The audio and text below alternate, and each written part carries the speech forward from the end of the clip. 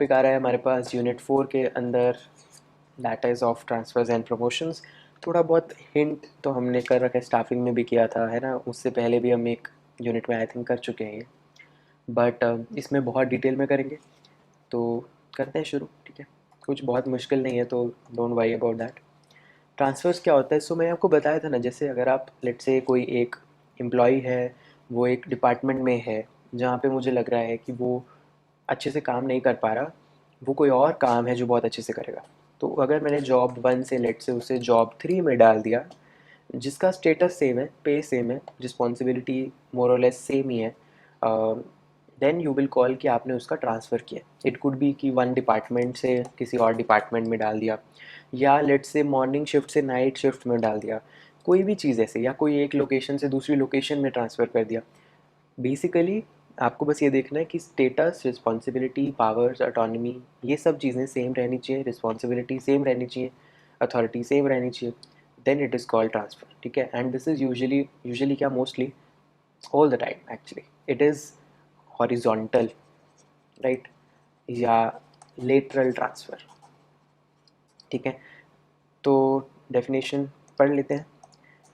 Shifting of an employee from one job to another, one unit to another, or one shift to another, and may involve new geographical location.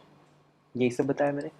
Then आ जाओ next पे, transfer and promotion, इसमें differences अगर पूछ रहे आपको तो क्या लिखोगे। देखो, आई डोंट थिंक बहुत मुश्किल होगा ये चीज़ आपको बताना। प्रमोशन में मैंने पहले भी बताया, it is promotion is upward, vertical. Lateral transfer या horizontal transfer, that is transfer, ठीक है। ये हो गया। देन प्रमोशन रिप्रेजेंट्स रिकॉग्निशन या रिवॉर्ड। प्रमोशन आप तब देते हो जब आपको किसी एम्प्लॉय को रिकॉग्नाइज करना है फॉर हिज ग्रेट जॉब या ग्रेट परफॉर्मेंस, पास्ट परफॉर्मेंस, या कोई उसने बहुत अच्छा काम किया उसके लिए रिवॉर्ड, है ना, या उसका एक्सपीरियंस, मेरिट, कुछ भी रिवॉर्ड देने के लिए आप उसको प्रमोट कर सकते हो। ट्रांसफ़र इसलिए नहीं होता है, ट्रांसफ़र इसलिए होता है कि मान लो वो बंदा सूटेबल ज़्यादा किसी और जॉब में है, या वो बंदा की स्किल्स किसी और जॉब सेट से मैच हो रही है, या फिर वो बंदा सामने से आके मुझे बोल रहा है कि मुझे मॉर्निंग शिफ्ट नहीं, अब नाइट शिफ्ट में काम करना ज़्यादा सूटेबल रहेगा। सो उन सब चीज़ों के लिए आप ट्रांसफ़र करते हो। It is not for any reward या something, right. Promotion involves managerial decision, है ना। प्रमोशन लेते हुए आपको अच्छे से डिसीजन लेना है कि ओके, ये वाला एम्प्लॉई है, इसने बहुत अच्छी परफॉर्मेंस करी है, ये वाला एम्प्लॉई है, ये 20 साल से हमारे साथ है, तो मेरे को बताओ किसको प्रमोट करना चाहिए। प्रॉपर डिसीजन मेकिंग वाला काम है, राइट। ट्रांसफ़र के लिए तो कुछ नहीं, ट्रांसफ़र इज़ जस्ट कि एडमिनिस्ट्रेशन जैसे काम होते हैं वो वाले। एडमिन ऑफिस में जाके आप बोलो मेरी मॉर्निंग से नाइट शिफ्ट लगा दो, वो लगा देगा, या मेरा इस उधर ट्रांसफ़र कर दो, कर देगा। ऑब्वियसली थोड़ी हद तक है इसमें भी काम, बट प्रमोशन जितना मैनेजरियल डिसीजन मेकिंग नहीं है, right. Then criteria is also different. Criteria तो मैंने बता ही दिया कि आप जैसे सीनियरिटी को देख रहे हो या आप परफॉर्मेंस को देख रहे हो प्रमोशन के लिए। ट्रांसफ़र के लिए क्राइटेरिया ऐसा कुछ नहीं है, जस्ट ये है कि मान लो एक जॉब में लेट्स से 10 लोग हैं, दूसरी जॉब में 2 लोग हैं, राइट। एंड आपको लग रहा है यार इसमें बहुत ज़्यादा ओवर स्टाफिंग हो रखी है, कुछ लोग मैं उधर ट्रांसफ़र कर दूँगा। या लेट्स से टाटा का कोई प्रोजेक्ट है ना, फैक्ट्री में, तो ये प्रोजेक्ट 1 है, लेकिन उसका किसी और लोकेशन में एक और प्रोजेक्ट है जो कि ऑलमोस्ट सेम ही है। यहाँ पे जो उसके पास बहुत सारे लोग हैं, यहाँ पे थोड़े से कम लोग हैं, तो फिर उसका उधर ट्रांसफ़र कर दिया। तो ये सब चीज़ें रीज़न क्राइटेरिया हो सकता है ट्रांसफ़र्स का। Then normally once an employee is promoted to higher is not reverted back. ये चीज़ भी एक डिफरेंस है कि प्रमोशन में आप ऐसे जा रहे हो तो बहुत ही रेयर चांस है कि उसको डिमोशन मिल जाएगा और वो वापस कहीं नीचे लेवल ऑफ हायरार्की पे आएगा। हालांकि ट्रांसफ़र में ये चीज़ बहुत पॉसिबल है कि मॉर्निंग से नाइट शिफ्ट में गया, बट 1 साल बाद आके वो बोल रहा है नहीं मेरी मॉर्निंग शिफ्ट कर दो, वो रिवर्ट की जा सकती है, इतनी बड़ी कोई इशू नहीं होगा, राइट। सो ये कुछ डिफरेंसेस थे, ये आप ध्यान में रखिएगा। देन चलते हैं आगे।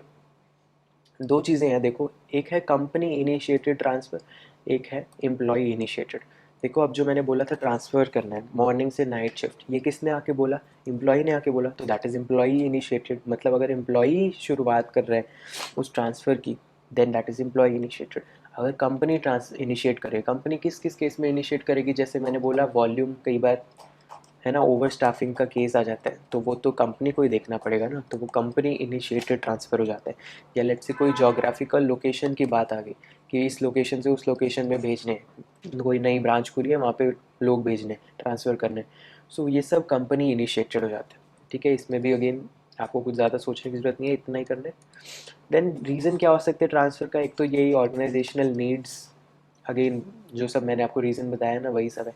ऑर्गेनाइजेशनल नीड्स जैसे वॉल्यूम ऑफ प्रोडक्शन, कि मान लो अब मेरे को 100 यूनिट्स बनाने हैं, अब मुझे नेक्स्ट वीक से सिर्फ 50 ही बनाने हैं, तो फिर मैं इसी डिपार्टमेंट में इतने बंदे, इक्वल बंदे थोड़ी रखूँगा, बंदे भी आधे रख लूँगा, 50 ही तो यूनिट बनाने, तो मैं किसी उनका बाकियों का ट्रांसफ़र कर दूँगा। तो दिस इज़ लाइक ऑर्गेनाइजेशन की नीड्स जो है उन हिसाब से।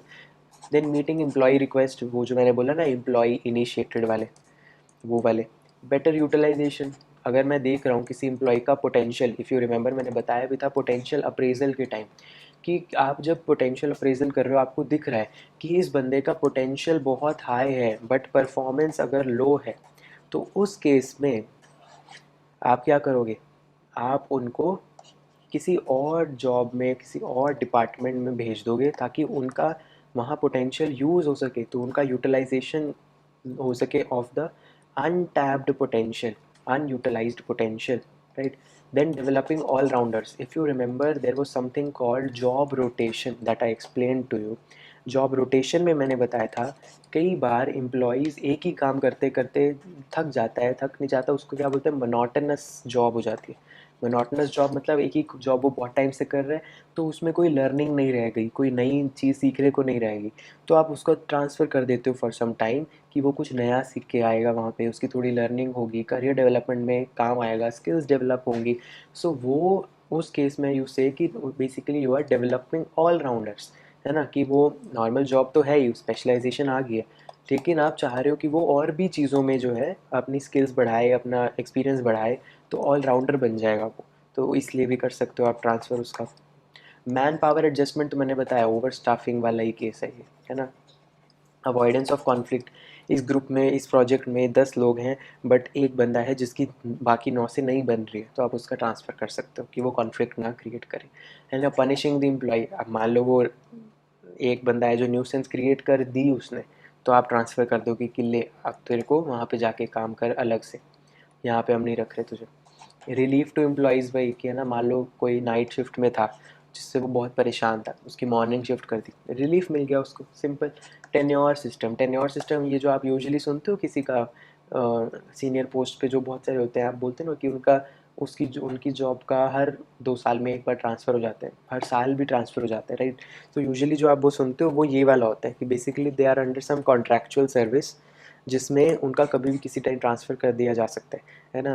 You must have heard there are lot of schools में, जैसे आपको पता होगा, है ना, बहुत सारे लोगों के पेरेंट्स जो थे वो ट्रांसफ़र उनका होता रहता था, इसलिए they had to change schools also, कि वो अलग अलग सिटीज़ में जाते थे बिकॉज उनके पापा का ट्रांसफ़र हो रहा है या मम्मी का ट्रांसफ़र हो रहा है, जो भी। So that was this tenure system, कि let's say there is some time tenure, let's say 2 साल का, हर वो 2 साल जैसी टाइम पीरियड ख़त्म होगा उनका ट्रांसफ़र कर दिया जाता है, ठीक है। देन आ जाओ टाइप्स ऑफ ट्रांसफ़र्स। एक तो है आपका प्रोडक्शन ट्रांसफ़र्स, है ना, जैसे मैंने ओवर स्टाफिंग वाला बताया था आपको, है ना, वो वाला प्रोडक्शन ट्रांसफ़र्स में आता है। एक होता है रेमेडियल, कि कोई चीज़ हो गई उसको सॉल्व करने के लिए, सॉल्यूशन प्रोवाइड करने के लिए आपने ट्रांसफ़र किया, जैसे मैंने बोला कॉन्फ्लिक्ट हो गया, या किसी ने कुछ न्यूसेंस क्रिएट कर दी पनिशमेंट के लिए, या फिर आपको लग रहा है कि ये बंदा यहाँ पे फिट नहीं बैठ रहा और ये जॉब परफॉर्मेंस को कम कर रहा है, हमारी टीम की परफॉर्मेंस को डाउन कर रहा है, तो आप ट्रांसफ़र कर दो। तो बेसिकली कोई प्रॉब्लम आई उसके सॉल्यूशन के लिए आपने ट्रांसफ़र किया, दैट इज़ रेमेडियल ट्रांसफ़र।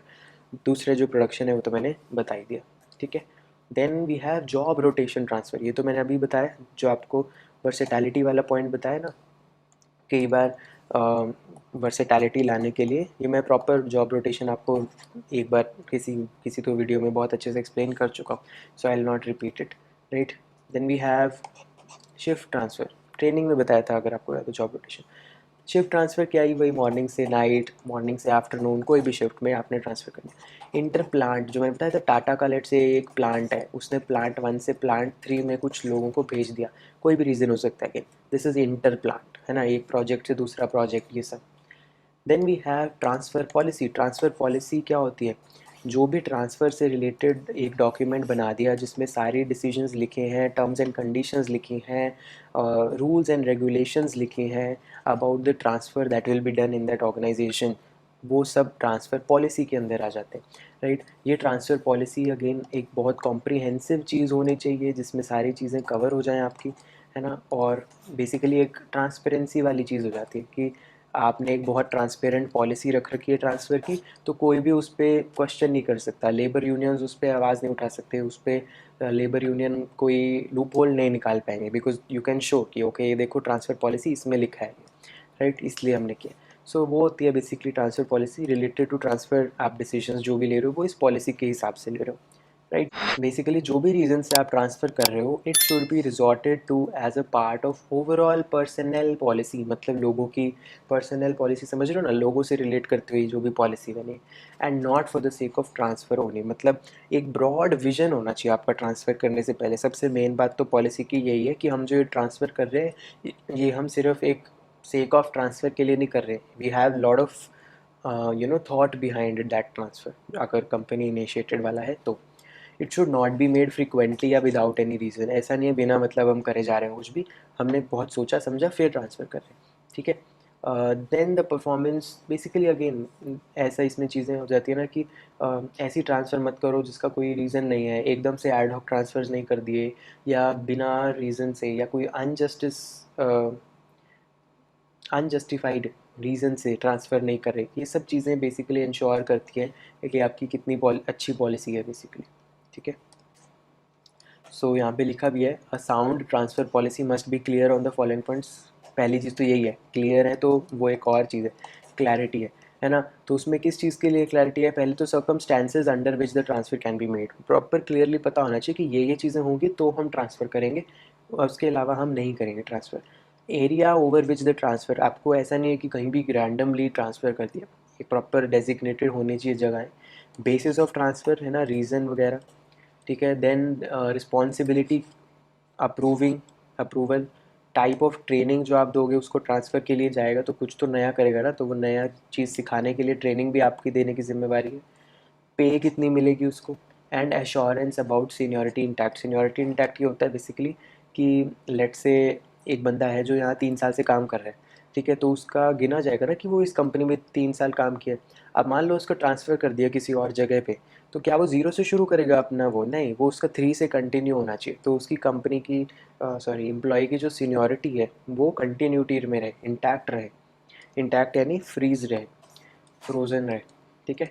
तो ये सब ट्रांसफ़र से रिलेटेड सारी चीज़ें हमने करी। अब जो नेक्स्ट है दैट इज़ प्रमोशन से रिलेटेड। प्रमोशन मैंने आपको बताया क्या होता है, एक वर्टिकल ट्रांसफ़र जहाँ पे आप हायर स्टेटस पे जाते हो, हायर पे पे जाते हो, हायर रिस्पॉन्सिबिलिटी पे जाते हो। So it is advancement of an employee to a job that pays more money और the one that enjoy some preferred status, मतलब बेसिकली स्टेटस जो है इंक्रीज़ हो गया, ठीक है। बेटर जॉब में आया, बेसिकली रिस्पॉन्सिबिलिटी हो, प्रेस्टीज हो, स्टेटस हो, स्किल ज़्यादा चाहिए हो, पे, सैलरी, कुछ भी किसी भी रीज़न की वजह से अगर आप हायर रैंक वाली जॉब पे गए हो, हायर पे भी हो सकता है, हायर स्किल सेट रिक्वायर्ड भी हो सकता है, हायर रिस्पॉन्सिबिलिटी भी हो सकती है, कुछ भी, हायर स्टेटस कुछ भी, right. Then there is a difference जो है प्रमोशन और अपग्रेडेशन में। देखो ये चीज़ समझना, अपग्रेडेशन और promotion is two different thing. मान लो मेरी 20 लाख सैलरी है, अब मान लो कि लेट से मार्केट सिचुएशन ऐसी हो गई या कंपनी ने बहुत प्रॉफिट कमा लिया या कुछ भी रीज़न हो गया जिसकी वजह से मेरी वो जो 20 लाख की सैलरी थी वो 25 लाख की हो गई है। दिस इज़ कॉल्ड अपग्रेडेशन, यानी कि मेरी सैलरी बढ़ी है बट क्या मेरी स्टेटस कुछ बढ़ा है, नहीं, मैं उसी जॉब में हूँ। क्या मेरी रिस्पॉन्सिबिलिटी बढ़ी है, नहीं। क्या मेरा स्टेटस बढ़ गया है, नहीं, मेरी जॉब वही है, इट्स जस्ट कि सैलरी बढ़ गई उस मेरी जॉब की। लेकिन अगर मेरी जॉब ही अलग ऊपर लेवल की हो जाए, जिसका स्टेटस ज़्यादा हो, जिसमें रिस्पॉन्सिबिलिटी ज़्यादा हो, या फिर जिसका पे ज़्यादा इसलिए है बिकॉज वो हायर रैंक्ड जॉब है, then you call it promotion, right. So this is the basic difference, ये आपको पता होना चाहिए, ठीक है। यहाँ पे पढ़ भी लेते हैं। Promotion is advancement to a higher post with greater responsibility, salary, service condition, status जो भी।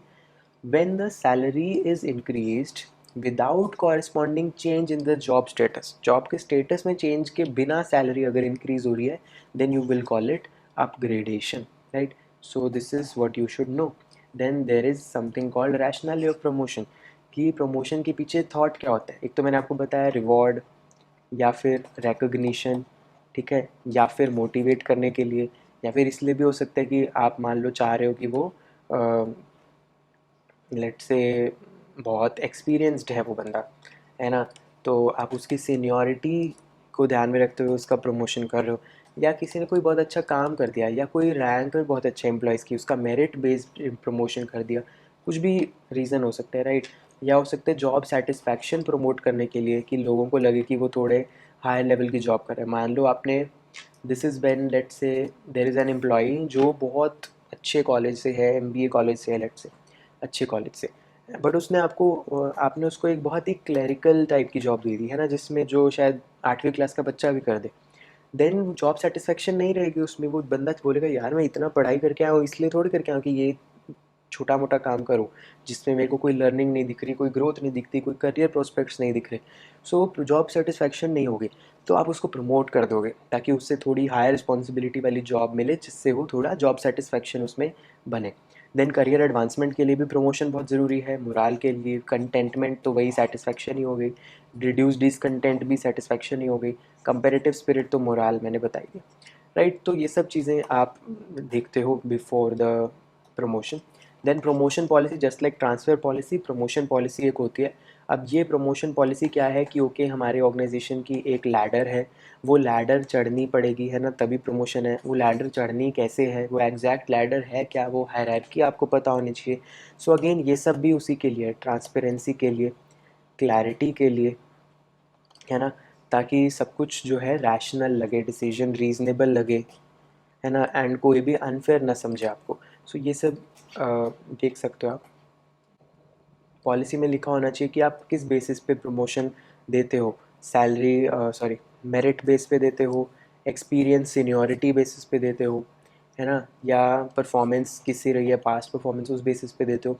All that you should specify in your promotion policy. Then promotion versus recruitment from outside, ये भी मैं आपको बता चुका हूँ कि जब रिक्रूटमेंट वाला हम कर रहे थे कि आप अगर एक्सटर्नल सोर्सेज से लोग ला रहे हो, बाहर से ला रहे हो, या फिर आप इंटरनल सोर्सेज से कर रहे हो, दोनों में फ़र्क है. दोनों के अपने फ़ायदे और नुकसान हैं. इंटरनल तो मैंने आपको बताया था ना, ट्रांसफ़र एंड प्रमोशन दो ही टाइप्स हैं. एक्सटर्नल में बहुत सारे सोर्सेज बताए थे, तो वही टाइप है ये. वही क्वेश्चन रेज कर रहा है कि promotion versus recruitment from outside, मतलब यहाँ पे आपने प्रमोशन उठा लिया एंड यहाँ पे इन जनरल आप बोल रहे हो कि एक्सटर्नल सोर्स. तो इनमें फ़र्क क्या है, देखो अगर आप इंटरनली कर रहे हो तो जो बंदा आएगा उसे आपके ऑर्गेनाइजेशन के क्लाइमेट और कल्चर के बारे में अच्छे से पता होगा, वो जल्दी अडेप्ट होगा. उसको आपने क्या है कोई भी बोलते ना इंडक्शन ओरिएंटेशन करनी नहीं पड़ेगी, ट्रेनिंग देने की उसे कुछ ख़ास ज़रूरत नहीं पड़ेगी, या फिर उसको घुलने मिलने की सोशलाइजेशन उसका इजी हो जाएगा. या फिर आप बोलो कि उसमें ट्रस्ट आप इजीली कर सकते हो बिकॉज़ वो ऑलरेडी बैकग्राउंड चेक होके आया हुआ है, बहुत साल से काम कर रहा है. उसकी लॉयल्टी आप बढ़ा के रखोगे, है ना, रिटेंशन रेट आपका बढ़ेगा कंपनी में. ये सब चीज़ें हैं. बट आप एक्सटर्नल वो लाओगे तो भी उसके फ़ायदे हैं. कैसे कि न्यू टैलेंट आएगा, just a second, new talent आएगा, है ना, इसको बोलते हैं फ्रेश ब्लड लाना. अगर फ्रेश ब्लड नहीं आएगा ना ऑर्गेनाइजेशन में तो इन ब्रीडिंग हो जाती है. इन ब्रीडिंग समझते हो कि वही पुराने लोग ही अपने आइडियाज़ हैं, है ना, तो कोई क्रिएटिविटी नहीं आएगी, क्रिएटिव आइडियाज़ नहीं आएंगे अगर नए लोग नहीं आएंगे बाहर से, राइट. सो फ्रेश टैलेंट आने के लिए एक्सटर्नल सोर्सेज का आना बहुत ज़रूरी होता है. तो बहुत सारे पॉइंट्स हैं, मैं अगेन पहले बता चुका हूँ, ये तो मैं जस्ट एक एग्जांपल दे रहा हूँ, है ना. So you should know both merits and demerits, दोनों दोनों के, राइट. सो एक और चीज़ वैसे इसमें बहुत प्रोमिनेंट होती है अगर आपको याद हो, जैसे एक्सटर्नल सोर्सेज से आप लाओगे. मैंने आपको एक चीज़ बताई थी कि जब आप इंटरनल सोर्स से ला रहे हो ना, तो प्रॉब्लम क्या रहती थी कि पता नहीं अब आप सीनियरिटी के बेसिस पे दो, या आप मतलब एक्सपीरियंस के बेसिस पे प्रमोशन दो, या फिर आप परफॉर्मेंस के बेसिस पे दो, या मेरिट बोलते हो उसको, है ना. तो दोनों आपस में लड़ेंगे. अगर आपने सीनियर को दे दिया तो मेरिट वाला बोलेगा मेरे साथ गलत हुआ, मेरिट को दे दिया तो सीनियर वाला बोलेगा मेरे साथ गलत हुआ. तो आप दोनों को ही नहीं दो, आप बाहर से ले आओ, ताकि दोनों एटलीस्ट हो कि ठीक है हमारे में से दोनों को ही नहीं मिला है ना, तो वो भी एक पॉइंट आ जाता है। बाकी मोरल मोटिवेशन और ये सब तो है ही, राइट, इसमें कोई बहुत बड़ी चीज़ नहीं है। ठीक है, इसमें भी अगेन ये एक और क्वेश्चन भी बन के आ जाता है ना, मेरिट वर्सेस सीनियरिटी, कि क्यों कौन सा क्राइटेरिया बेटर है। दोनों के अपने फ़ायदे नुकसान है ऑब्वियसली, है ना। मेरिट दोगे तो आप you are rewarding loyalty, sorry उल्टा बोल दिया मैंने, सीनियरिटी को दे रहे हो मतलब you are rewarding loyalty, commitment, है ना, कि आप हमारी ऑर्गेनाइजेशन से इतने साल जुड़े रहोगे तो हम आपको प्रमोशन देंगे, तो वो एक बहुत अच्छा रिवॉर्ड है। मेरिट ये है कि भैया काम का कोई सब्स्टिट्यूट नहीं है, काम अच्छा करो आपको हम प्रमोशन देंगे, रिवॉर्ड देंगे, तो है ना, सब लोग मोटिवेटेड हो जाएंगे काम को बेटर करने के लिए। बट प्रमोशन अगर सीनियरिटी के बेसिस पे दोगे तो दे लोग will be motivated to stay in the organisation, कि हाँ जितना ज़्यादा रहेंगे उतना प्रमोशन मिलेगा, तो हम लॉयल रहें उस ऑर्गेनाइजेशन के लिए। तो दोनों के अपने फ़ायदे नुकसान हैं, है ना, कुछ भी इसमें वो बात तो नहीं है कि एक ही बेस्ट होता है और दूसरा बेकार होता है, ऐसा बिल्कुल भी नहीं है, राइट। सो ये चीज़ आपको पता होनी चाहिए, सीनियरिटी और मेरिट वाला पूरा सिचुएशन, ठीक है। आई थिंक इतना ही है। So with this I and ये वाला topic of transfers and promotion. Again आपको लग रहा होगा मैं बहुत फास्ट चल रहा हूँ, बट मैं नहीं चल रहा हूँ, आप टेंशन मत लो, जितना मैं बता रहा हूँ that is more than sufficient. अगर आपको ये सारे कॉन्सेप्ट्स पता है आप आराम से अपना आंसर लिख पाओगे जो भी आपसे पूछेगा वो पेपर में, that I can guarantee you, don't worry about that, है ना। इतना एक्सपीरियंस हो चुका है अब बार बार पेपर्स देख देख के, है ना। So don't worry about it. मिलते हैं नेक्स्ट वीडियो पे, that is about compensation and probably the last part of your unit 4, उसके बाद यूनिट 5 पे चलते हैं। तब तक के लिए बाय बाय।